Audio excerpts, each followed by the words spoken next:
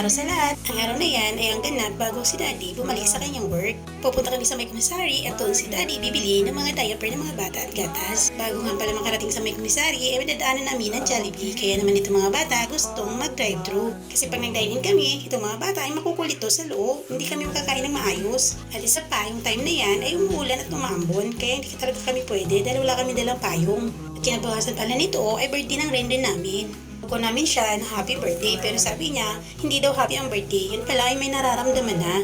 At yan ay dahil 15 minutes pa daw yung order namin, hinaharap muna ni Daddy si Sky. At hanggang sa dumating na pala yung order namin. Hindi pa agad napansin ni Daddy dahil magchichikahan kami. Yun na nga, sabi ni Daddy, check down niya muna yung mga order kung tama. Kaya nung pagka-check ni Daddy, okay naman na lahat ng order namin. Kaya pinaalis niya na yung cook. At sabi ni Daddy, dito na daw kami kakain sa sasakyan. Kaya tingnan nyo na lang kano kami kagulo kumain. Salamat sa sponsor. Magulo! Chicken here. Tender. Gravy niya, ate. Ate, nuggets. Gravy niya, ate. Nuggets. Ate. Ate, pakita ka dito. Tapos na yan. Katubi yan. Ang chicken, no? Di mo na to. Bilis, bilis. Bilis lang. Ay, hindi lang give Oh, drinks muna oh. Then I give you French fries daw. I give you French fries. This one muna, rice first, oh. Opo, opo. Alig yan, alig yan. Wow, yummy. Yummy, yummy. Oh, dito lang yan. No rice daw. Alright.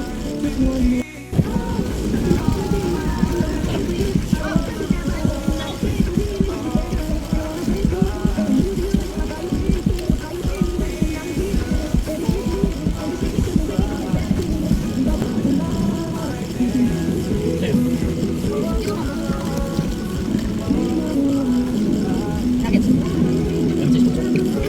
Salamat daw sa sponsor.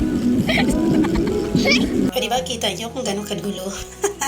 At ayun nga, pagkatapos namin kumain, pumunta na kami sa may komisary. At dito pala guys, hindi pwedeng nakachinelas o nakasandals ka. Kaya hindi na kami nakasama lahat kay Daddy dahil nakachinelas kami lahat. At dahil hindi nga kami nakasama kay Daddy sa loob ng komisary, ayan, dyan ko na lang siya binidyohan nung paparating na siya. Sa komisary kasi kami guys, bumibili ng mga diaper at gatas ng mga bata. Dahil kahit papano, nakakalist talaga dito. Malaking bagay rin kasi yung walang VAT dito. Dahil sa sobrang mahal ng bilihin ngayon guys, kailangan talaga kung saan ka na mas nakakatipid, doon ka bumibili. After namin dyan, pumunta nga pala kami doon sa may grocery na meron din department store. Kasi nga itong si Ren, ibibili namin ng mga gamit. Wala na kasi siyang sapatos, tsinelas at polo, pang samba. Yun na yung pinaka-gift namin sa birthday ni Kuya Ren. Kaya tingnan niyo to si Sky, hawak-hawak ko. Sobrang nai-enjoy niya yung elevator. At ayan, tingnan niyo kung gaano kamahay si Ren na pinagsusukat ni Daddy, gumugulong gumagapang dyan sa sahig. Yung maon niya kahit saan, hindi nagbabago. Sige Ren. Itong si Ren, 3 years old pa pero marunong na kung anong gusto niya. What color? This one, this one. Oh, ayan, gapang na naman siya. Oh, talaga naman, malinis talaga yung sahig dyan. At kakagapang-gapang mo rin. At ayan, tingnan ko kung hanggang saan pasensya ng Daddy mo sa'yo. Good luck. Ayun, dun like it. Later.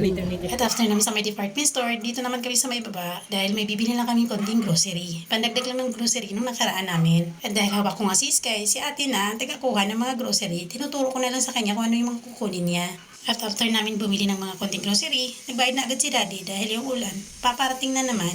At kahit nakabayad na kami, hindi pa rin namin tinanggal din si Rin sa may pushcart kasi alam niyo nang mangyayari. Kahit saan din pupunta, hahabol-habulin na naman namin yan hanggang sa hindi na naman yan lalabas dyan sa mall. At tapos, saka na namin binaba si Rin. In afternoon, umuwi na kami agad sa bahay dahil yung ulan ay paparating na. Salamat sa panunood, Mami Jo, Mini Vlog, God bless!